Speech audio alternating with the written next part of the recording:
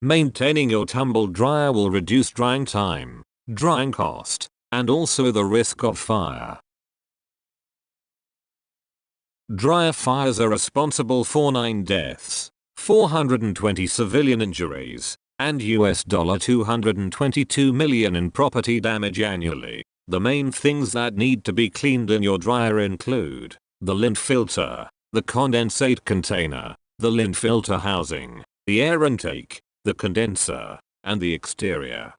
The lint filter, located in the door area, must be pulled out, opened up and cleaned after each load. It can also be washed under a tap and air dried thoroughly before replacing. Scrape off the lint using your fingers or a vacuum cleaner's dusting brush.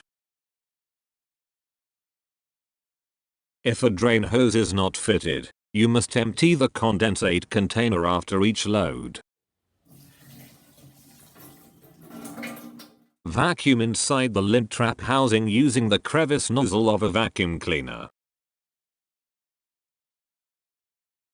Vacuum the air intake grill using a vacuum cleaner dusting brush, not an air blower. Wipe any spills on the exterior using a soft, damp cloth. Clean the condenser monthly. Open the service cover, loosen the locks, and pull out the protective cover. Wipe off any lint thoroughly.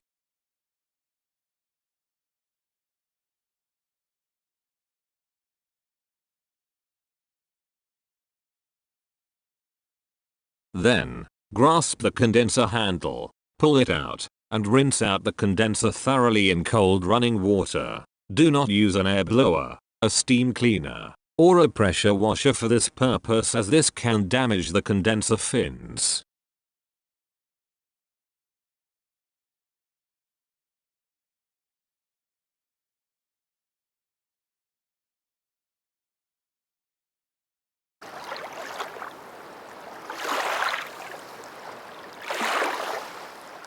Wipe the condenser seals thoroughly before drying the condenser and replacing.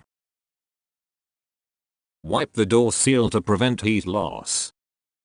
Dryer sheets and lime scale leave residue on the moisture sensors, so they must be cleaned with rubbing alcohol.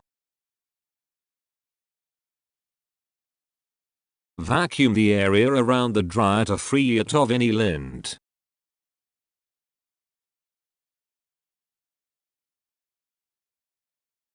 If you follow these steps, your tumble dryer is likely to give you trouble-free performance for years.